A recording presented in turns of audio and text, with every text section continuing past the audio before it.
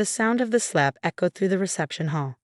Conversations stopped, music faltered, and 200 pairs of eyes turned to witness my father's hand across my face. My mother gasped, more concerned about the scene we were causing than my staining cheek. "You selfish little brat," my father hissed, his face red with rage.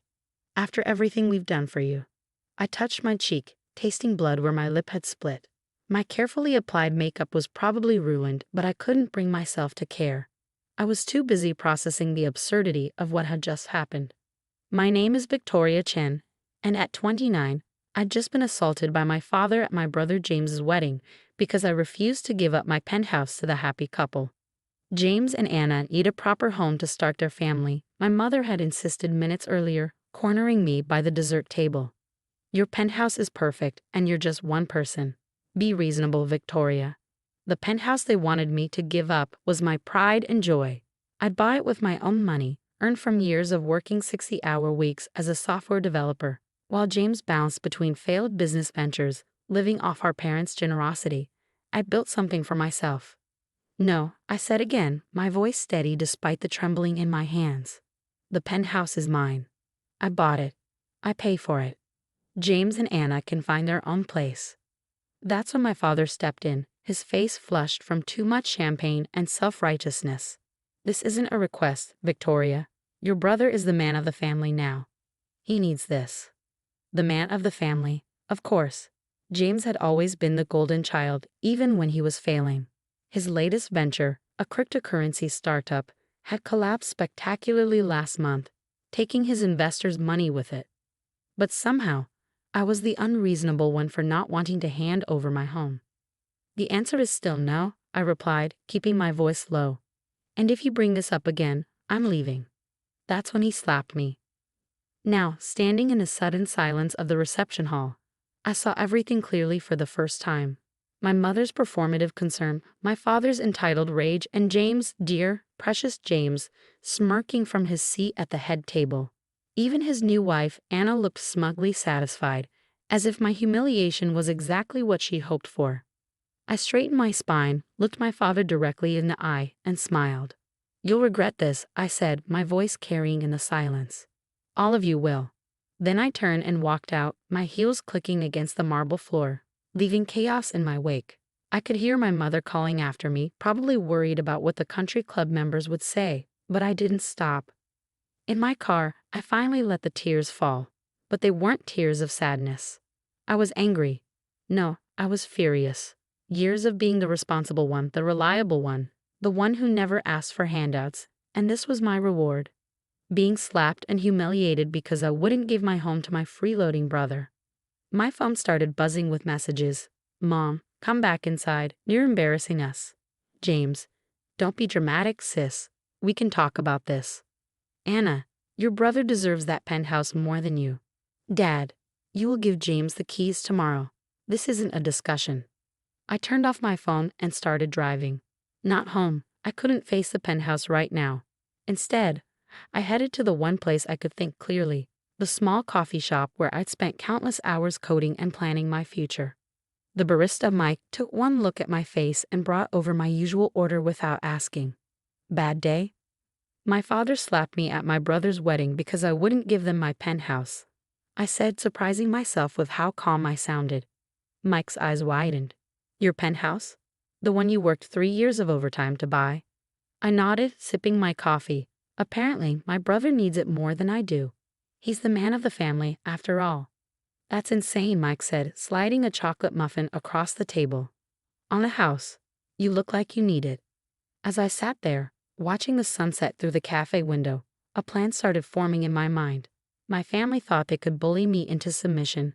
They thought I'd roll over and give up everything I'd worked for. They had no idea what I was capable of. I pulled out my laptop and started typing. First, emails to my lawyer and financial advisor. Then, a series of code commits to my private GitHub repository. Finally, a call to my real estate agent.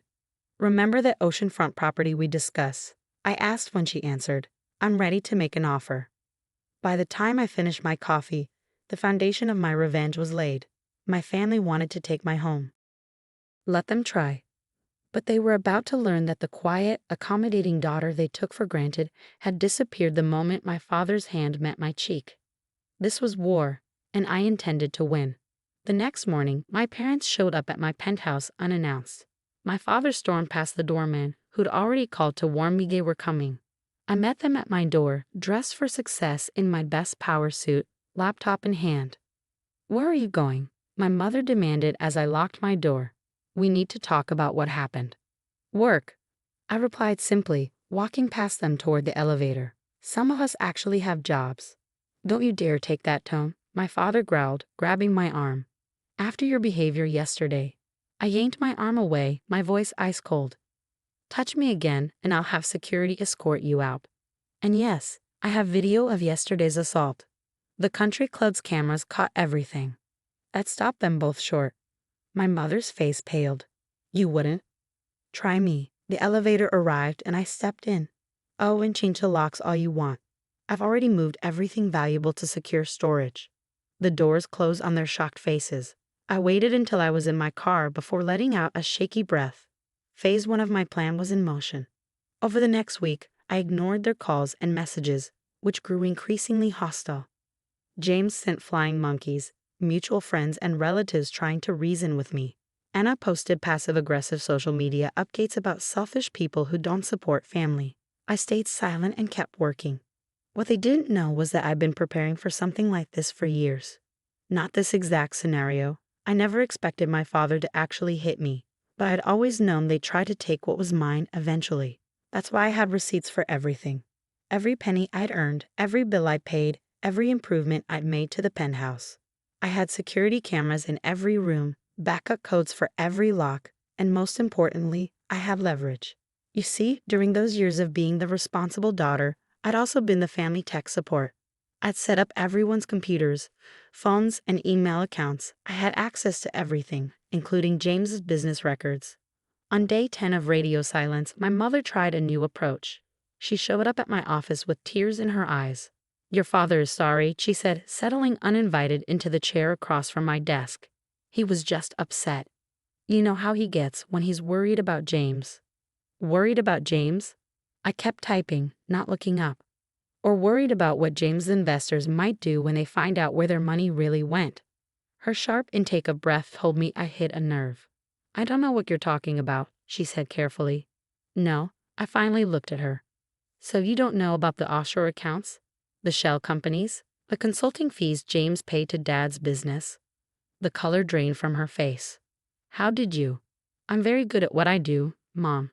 "Did you really think I wouldn't notice when James used my old coding projects in his crypto scam?" "It wasn't a scam," she protested weakly. "He just made some mistakes." "Fraud isn't a mistake. It's a crime." I turned my laptop around, showing her the documents I'd compiled, and Dad helped him do it. She stared at the screen, her hands trembling. "What do you want?" "I want to be left alone. No more demands, no more flying monkeys, no more social media drama. The penthouse is mine, end of discussion. And if we refuse?" I smiled, the same smile I'd given them at the wedding. "Then these documents go to the SEC, along with the video of Dad assaulting me. I'm sure the investors would be very interested in where their money went." "You destroy your own family?" Her voice cracked. "You did that when you demanded I give up my home. When Dad hit me. When James smirked about it." I turned the laptop back around. "I'm done being a family doormat." She left without another word, but I knew this wasn't over. They'd be angry, desperate even. But I had one more card to play. That evening, I received a call from my real estate agent. The oceanfront property, a luxury apartment complex I'd been eyeing for months, was mine. The same complex where James and Anna had been hoping to rent their dream apartment. I logged into my private GitHub repository and pushed the final changes to my latest project, a property management system I'd been developing on the side. The same system James had tried to steal for his failed startup. My phone buzzed with a text from James.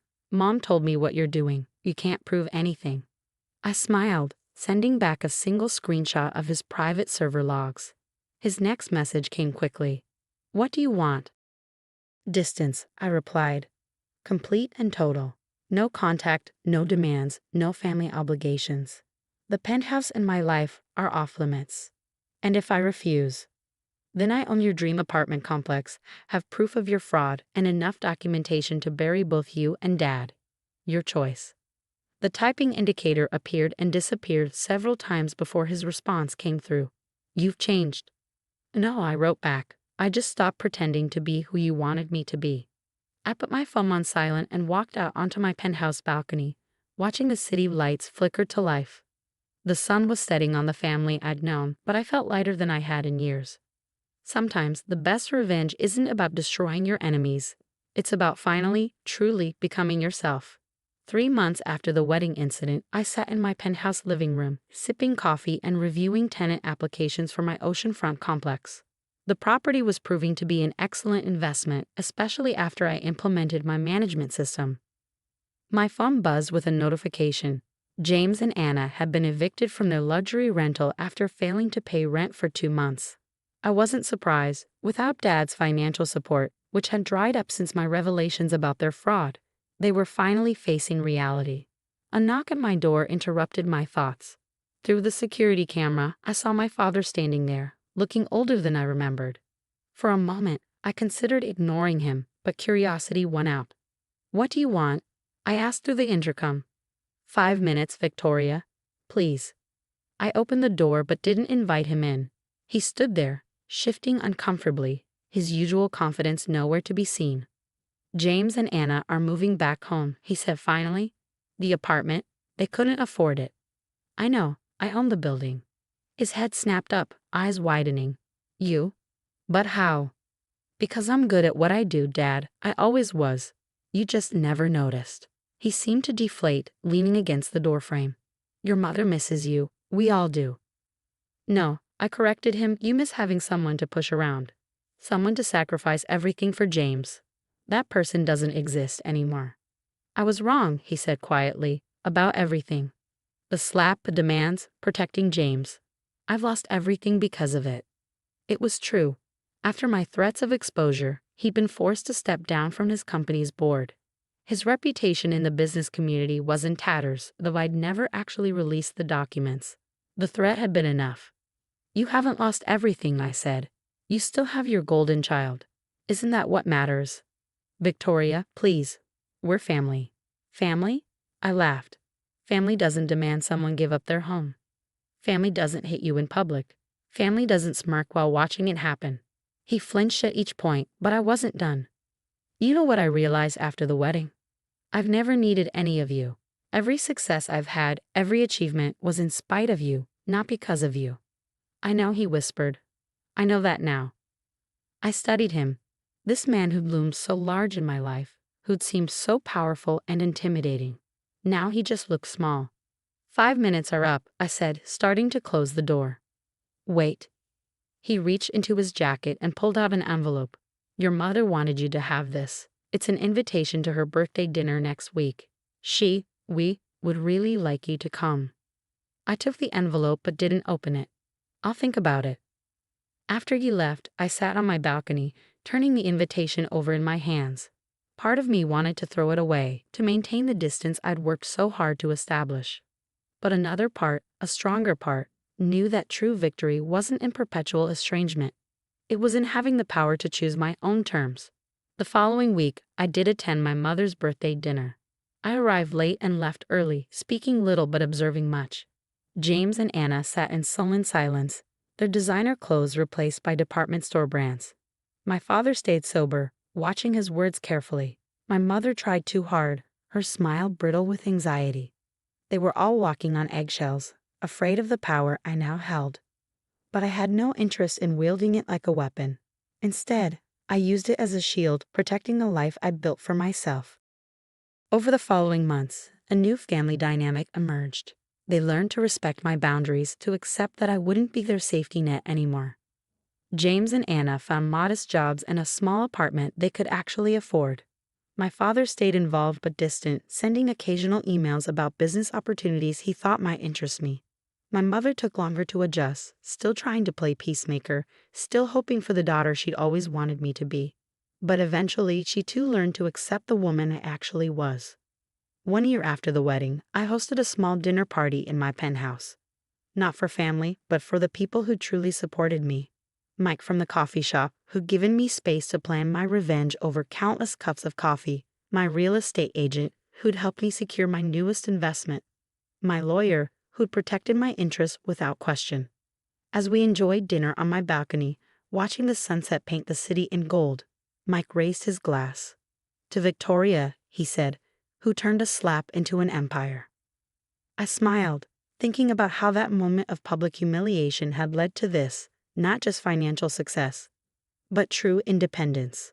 The ability to set boundaries, to demand respect, to live life on my own terms. Sometimes the best revenge isn't about getting even. It's about getting better, stronger, wiser. And sometimes it's about learning that the family you choose can be more valuable than the family you're born into. I raised my glass to join the toast, finally at peace with all of it. The slap, the demands, the aftermath. They had tried to take my home, but instead they'd given me my freedom. And that was worth more than any penthouse.